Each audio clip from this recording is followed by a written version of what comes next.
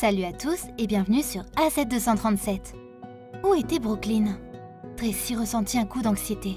Elle regarda partout dans l'appartement, dans tous les endroits où la petite fille avait l'habitude de se cacher. Elle regarda sous les lits, dans les placards et même dans le panier à linge. Elles allaient être en retard à la garderie. Sa panique s'intensifia quand elle vit que la porte d'entrée était grande ouverte et que le sac à dos de Brooklyn gisait dans un coin du couloir, jeté. Découvrons ensemble où se trouve la petite Brooklyn, dans la suite de l'histoire. Avant de commencer, voici la question du jour. Je suis le deuxième né d'une famille de 12 enfants, mais je suis le plus court. Qui suis-je? Donnez-nous votre réponse dans les commentaires. La réponse exacte vous sera donnée à la fin de la vidéo. N'hésitez pas à liker la vidéo pour nous encourager. Et si vous êtes nouveau sur la chaîne, abonnez-vous et activez la cloche de notification pour ne manquer aucune de nos prochaines vidéos. La petite Brooklyn n'avait que 3 ans, et elle avait encore l'étonnement aux yeux écarquillés que les petites filles affichent à cet âge. Sa vision du monde était toujours innocente et elle n'avait pas encore été blasée. Elle accueillait toujours les étrangers. Sa mère, Tracy Raymond Drake, était inquiète au début, mais elle dissipa ensuite son inquiétude. « Cela n'arrivera pas », pensa-t-elle. « Pas à nous. »« Brooklyn ?» appela Tracy. Elle fit 3 pas paniqués vers la fenêtre avant. Et c'est alors là qu'elle vit à travers la baie vitrée floue la petite figure candide de Brooklyn dans sa robe rouge qu'elle s'était choisie la veille. Elle était dehors sur le trottoir, marchant vers un camion, et quelqu'un juste hors de la vue de Tracy lui faisait signe. Tracy se précipita dehors, terrorisée. Elle devait rattraper Brooklyn, mais elle était déjà à mi-chemin. Même si elle courait à pleine vitesse maintenant, elle avait l'impression de se déplacer dans l'eau avec des membres lourds. En réalité, tout se passait en quelques minutes. Mais le temps semblait ralentir pour Tracy, et elle savait que peu importe la vitesse à laquelle elle bougeait, elle ne serait jamais assez rapide. Elle vit la petite Brooklyn tituber vers le camion devant elle. Elle ressemblait à un point rouge éclipsé par l'énorme véhicule. Bientôt, elle atteignit le camion, le contourna côté conducteur, et elle regarda à l'intérieur, parlant à quelqu'un. Elle leva les yeux vers l'énorme homme assis sur le siège conducteur. Il sourit à Tracy, et Brooklyn avait un large sourire.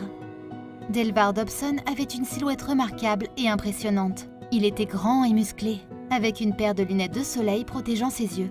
Il portait un gilet réfléchissant vert fluo et il faisait ses rondes ce matin-là dans son camion à ordures. Brooklyn semblait le connaître et gloussait à chaque fois qu'il lui parlait. Tracy se maquillait dans la pièce voisine lorsque Brooklyn avait entendu le camion s'approcher de loin. Elle descendit les escaliers avec enthousiasme, ouvrit la porte et sortit aussi vite que ses petites jambes la portaient. Elle était inconsciente de tout danger dans la rue autour d'elle. Elle l'attendait tous les jeudis. Cette fois, elle voulait le voir face à face. Tracy était horrifiée de ne pas avoir vu Brooklyn s'échapper. Comment avait-elle pu être aussi insouciante? Combien de fois sa fille était-elle sortie? Et avait-elle parlé à des inconnus dans la rue à son insu? Elle ne voulait pas effrayer la petite Brooklyn, mais en même temps, elle devait lui parler du danger. La prochaine fois, elle n'aura peut-être pas autant de chance. Brooklyn attendit près de la fenêtre, les mains tremblantes d'excitation. Il était déjà 7h30. Elle commença à marcher nerveusement. Elle entendit d'abord un bruit de cliquetis de bouteilles brisées au loin. Ensuite, elle entendit le crissement des pneus sur le bitume. Puis, elle entendit le son indubitable qu'elle attendait. C'était un jeudi, et c'était aussi l'anniversaire de Brooklyn. Tracy avait fait ses cupcakes préférés pour célébrer l'occasion. Elle recula et admira sa crème glacée dans un assortiment de couleurs préférées de Brooklyn. Elle était excitée. Elle attendait Delvar, son éboueur préféré, qui devait faire sa tournée. Elle avait quelque chose pour lui. Lorsqu'elle entendit le camion à ordures s'approcher, elle pouvait à peine se contenir. Elle prit un de ses petits gâteaux et se précipita vers la porte d'entrée. Tracy la suivit, la surveillant de près. Lorsque Delvar arrêta son camion devant la résidence Drake, il fut accueilli d'une manière inattendue. La petite fille blonde se tenait sur le trottoir dans sa belle robe d'anniversaire. Tracy, qui venait de tout comprendre, lui fit signe et Brooklyn lui offrit timidement le précieux petit gâteau d'anniversaire. Delvar était à court de mots. Cette petite fille avait pensé à lui, l'éboueur, pour son anniversaire. Il fut profondément touché par le geste et jura qu'il ferait quelque chose pour elle en retour. Chaque jeudi, Brooklyn et son frère attendaient avec impatience de le voir pendant qu'il faisait ses rondes. Mais il dut attendre 6 mois entiers avant de pouvoir exécuter son plan. Enfin, le jour arriva. C'était en octobre et c'était l'anniversaire de Delvar. Il s'arrêta à la résidence Drake comme d'habitude, mais il avait une grosse surprise pour Brooklyn. Il marcha à grands pas vers la maison, avec des cadeaux soigneusement choisis à la main. Il apprit que Brooklyn était une fervente admiratrice du film Frozen et avait fait faire par sa femme un énorme panier de friandises sur le thème de Frozen. Il lui offrit également une poupée Elsa pour son plus grand plaisir. La tradition des cadeaux de Delvar et Brooklyn se poursuivit pendant 2 années entières et l'histoire devint virale partout dans le monde. Delvar reçut des lettres du Japon, le félicitant pour sa gentillesse. Lorsqu'il trouva du travail comme spécialiste de l'assainissement à Bloomington, Delvar était passé à des pâturages plus verts, mais Brooklyn lui manquait chaque jour.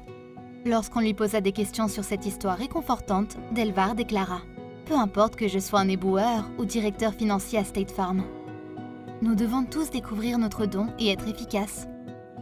Je suis un mentor pour les enfants et c'est une passion que j'ai toujours eue dans mon cœur. En étant reconnaissant du don de la vie et en le partageant simplement, je crois que j'affecte positivement mon entourage, ajouta-t-il. Je pense que tout le monde devrait le faire. Quelle est votre opinion au sujet de cette histoire?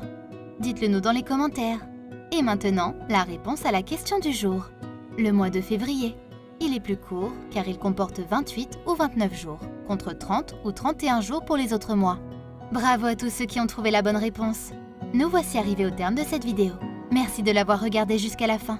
Surtout, n'oubliez pas de la liker et de la partager avec vos amis. À très bientôt sur AZ237.